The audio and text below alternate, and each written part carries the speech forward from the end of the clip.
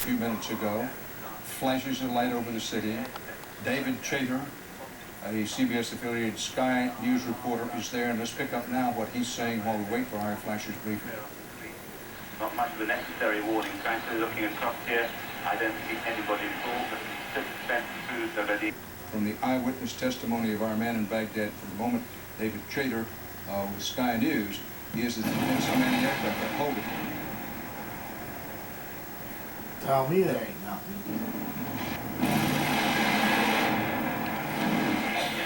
That does not sound like any aircraft. Meet the bomb. Lights, yep.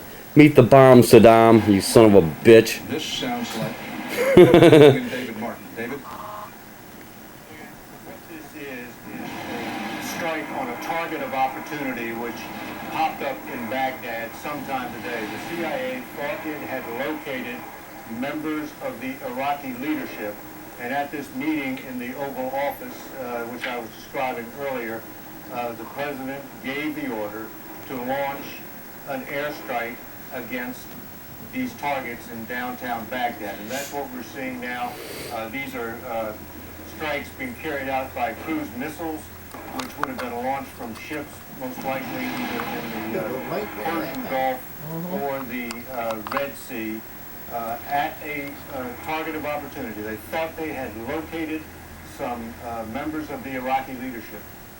Exactly which members, I do not know. I do not know if Saddam Hussein was one of the people they thought they had located. Now that the intelligence was correct, and second, whether the strike was successful. David, we're going to pause for these live pictures of Baghdad so people can get not only the picture, but also hear the sounds. We've also already heard the sounds of what are believed to be Tomahawk missile strikes.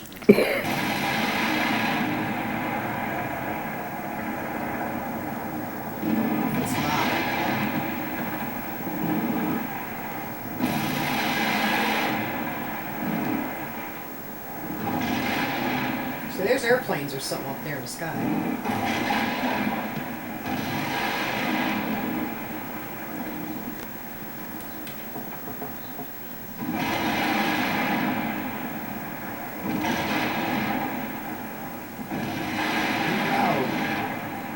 That's just one missile? No. No?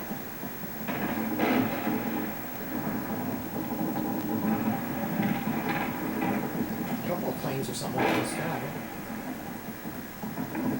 Right there. Are they shooting? They shoot Some seconds left. This hour, American and coalition forces are in the early stages of military operations to disarm Iraq, to free its people, and to defend the world from grave danger. On my orders, coalition forces have begun striking selected targets of military importance. He turned it up a little bit. Saddam Hussein's ability to wage war. These are opening stages of what will be a broad and concerted campaign.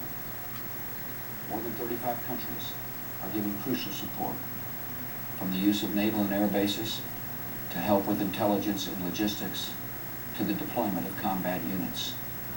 Every nation in this coalition has chosen to bear the duty and share the honor of serving in our common defense. To all the men and women of the United States Armed Forces now in the Middle East, the peace of a troubled world and the hopes of an oppressed people now depend on you. That trust is well placed. The enemies you confront will come to know your skill and bravery.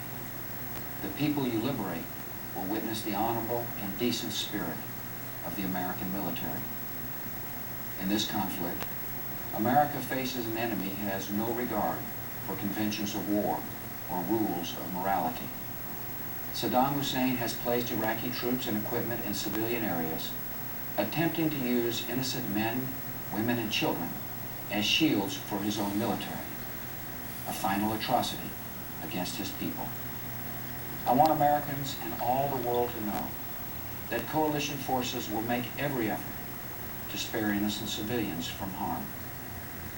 A campaign on the harsh terrain of a nation as large as California could be longer and more difficult than some predict. And helping Iraqis achieve a united, stable, and free country will require our sustained commitment.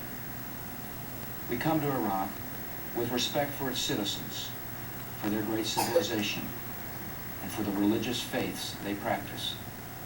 We have no ambition in Iraq except to remove a threat and restore control of that country to its own people. I know that the families of our military are praying that all those who serve will return safely and soon.